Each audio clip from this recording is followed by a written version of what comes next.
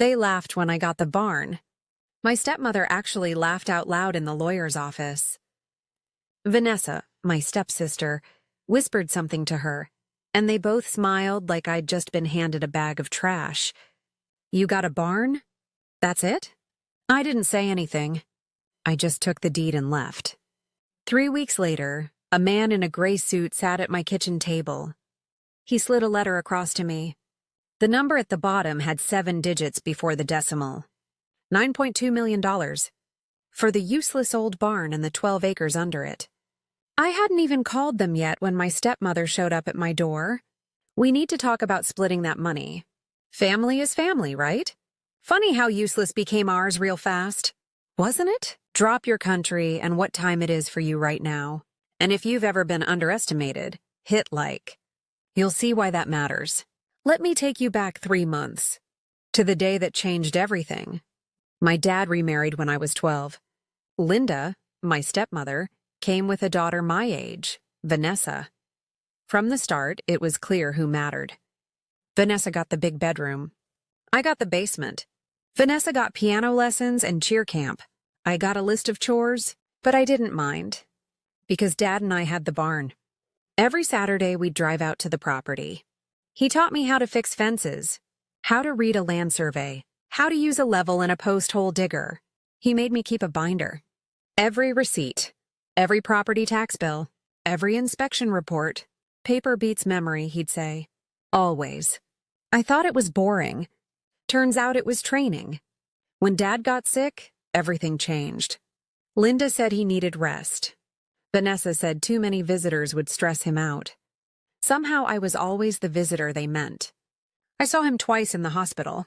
Both times, Linda stood by the door like a guard. At the funeral, I sat in the back row. Linda and Vanessa sat up front, shaking hands and accepting condolences. I might as well have been invisible. The lawyer called 4 days later. The will reading is scheduled for Monday. Please bring identification. I brought the binder too. I didn't know why. It just felt right. I had no idea what was coming. The lawyer's office smelled like old books and air conditioning. Linda sat on one side of the table.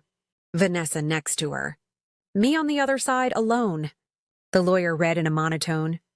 To Linda, I leave the house at Maple Street and the contents of the joint checking account. Vanessa squeezed her mom's hand.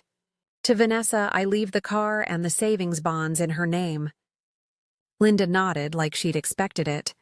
To my child, I leave the barn and the 12 acres of land on County Road 14 in its current condition with all rights and title. Vanessa whispered, "A barn?" Linda patted her hand, smiled. The lawyer slid the deed across to me. I took it, shook his hand, left. Linda called out after me. Well, you always liked playing in the dirt. I didn't answer. 2 weeks later, my phone rang. Unknown number. This is Marcus Chen. I represent a commercial development group. We've been surveying parcels in the county. Yours sits on a rezoned commercial corridor. We're prepared to make an offer. What kind of offer? $9.2 million. I sat down. I'll need some time. Of course. Take a week. I took 3 days. On day 4, Linda showed up. She had a printed contract in her hand. We need you to sign this. Any future sale of estate assets gets split equally. It's what your father would have wanted. The will was clear. Vanessa stepped forward. The will was written when he was medicated. We all know that. I looked at both of them. I'll think about it. Linda's smile disappeared. Sign by Friday, or we'll file a contest. Don't make this ugly. Friday came and went. On Monday, a certified letter arrived. Notice of will contest. Superior Court. They were actually doing it. Linda's lawyer claimed undue influence and diminished capacity.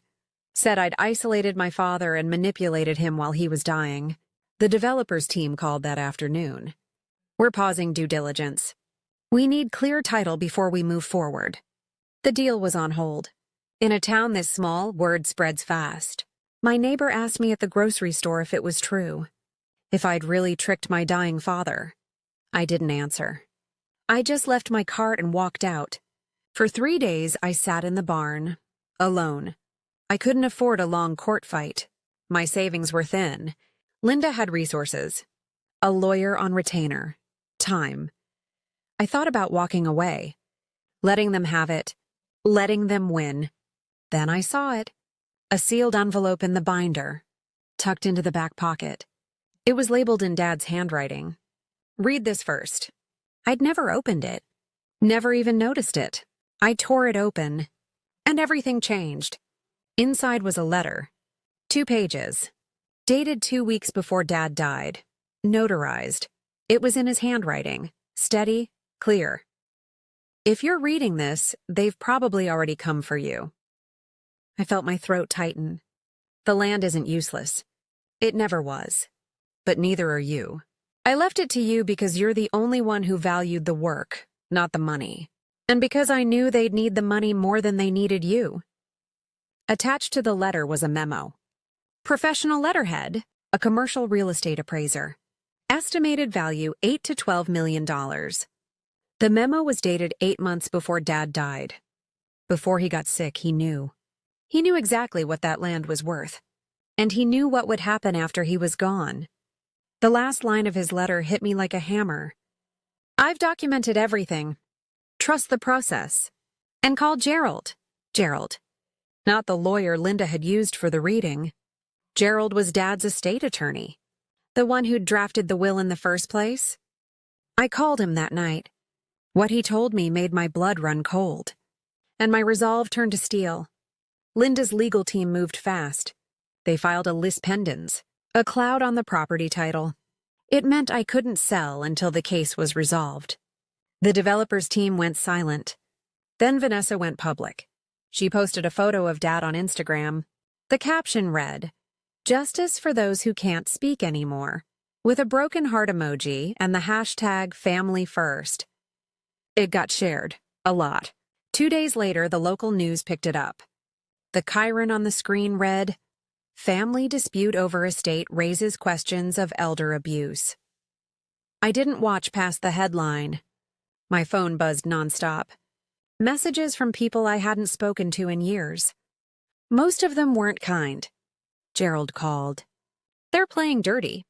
A temporary injunction could tie this up for years. You need to be ready for that." I wasn't ready. I was exhausted. Linda's lawyer called and asked to meet. A coffee shop downtown, public, casual. He slid a single page across the table. $200,000. You sign a release, vacate the property, and this all goes away. I stared at the number. "And if I don't?" He smiled. "Not warm, professional. Then we go to trial. And trials are expensive. For everyone." I picked up the paper, folded it, put it in my pocket. "I'll have an answer Monday." I already had my answer. I just needed Gerald to file first. Gerald filed a motion to dismiss the contest. With prejudice, he attached a dossier I'd never seen. He sent me the PDF that night. I opened it alone in the barn. Exhibit A was a video. Dad, sitting in a chair in Gerald's office, thin but clear-eyed.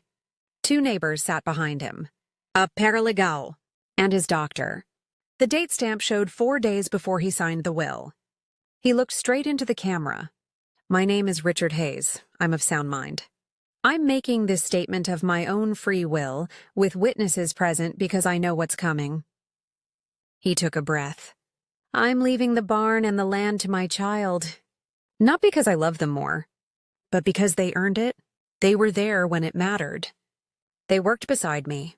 They cared about the land, not the money." Then he said something I'll never forget. "Linda's already spent enough. This isn't hers to take." Exhibit B was a pharmacy affidavit. No opiates. No sedatives. Nothing in his system on the day he signed. Exhibit C was a sworn statement from the paralegal and both neighbors.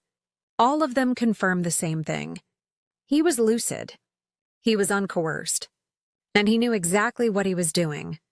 The court scheduled an emergency hearing. Linda's lawyer tried to withdraw. But I wasn't done yet. Gerald's paralegal ran a routine asset check. Standard procedure in estate litigation. What she found wasn't standard at all. Linda had $140,000 in credit card debt. She'd taken a second mortgage on the house Dad left her. The appraisal came back underwater. Vanessa's name was on 2 of the credit cards. Co-signer. There were collection notices. Recent ones. Dated within 3 weeks of Dad's death.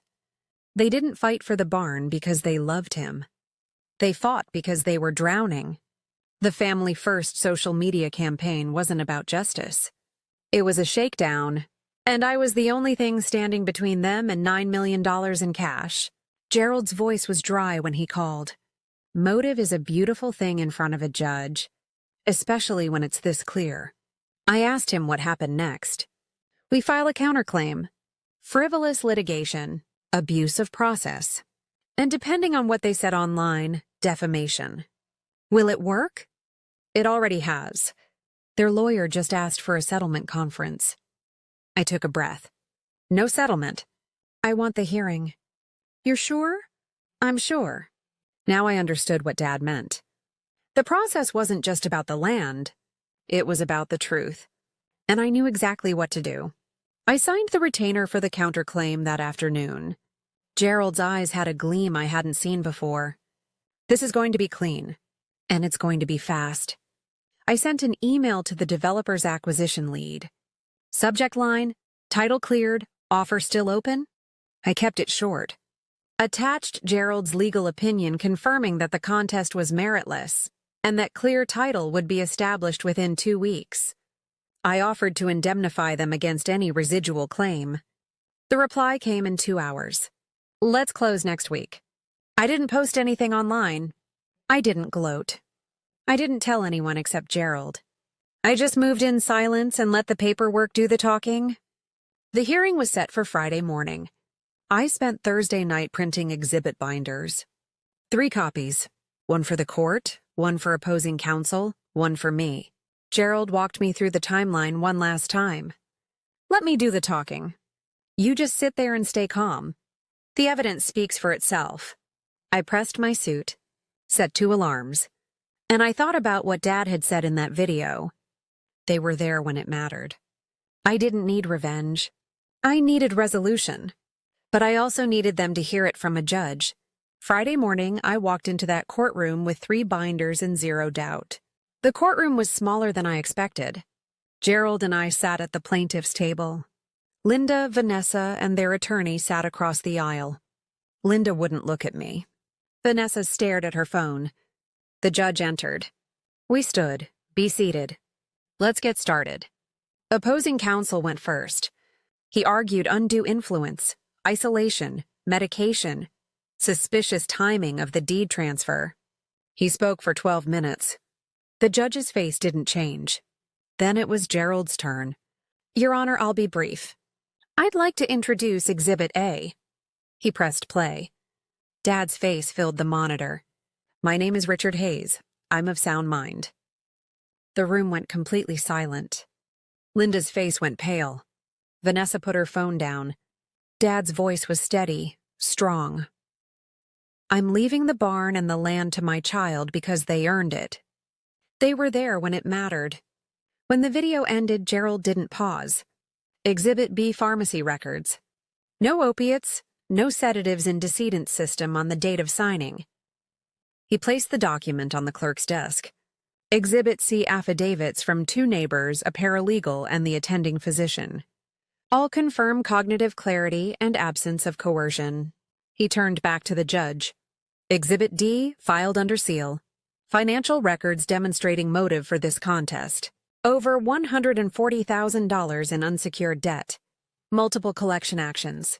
A second mortgage on property already bequeathed. The opposing attorney stood. Your Honor, I object to the relevance of... The judge held up a hand. I've seen enough. The video alone is dispositive. The medical records and witness affidavits remove any shadow of doubt. The will is valid. The contest is frivolous. She looked directly at Linda. Motion to dismiss. Granted. With prejudice. Counterclaim for attorney's fees. Granted.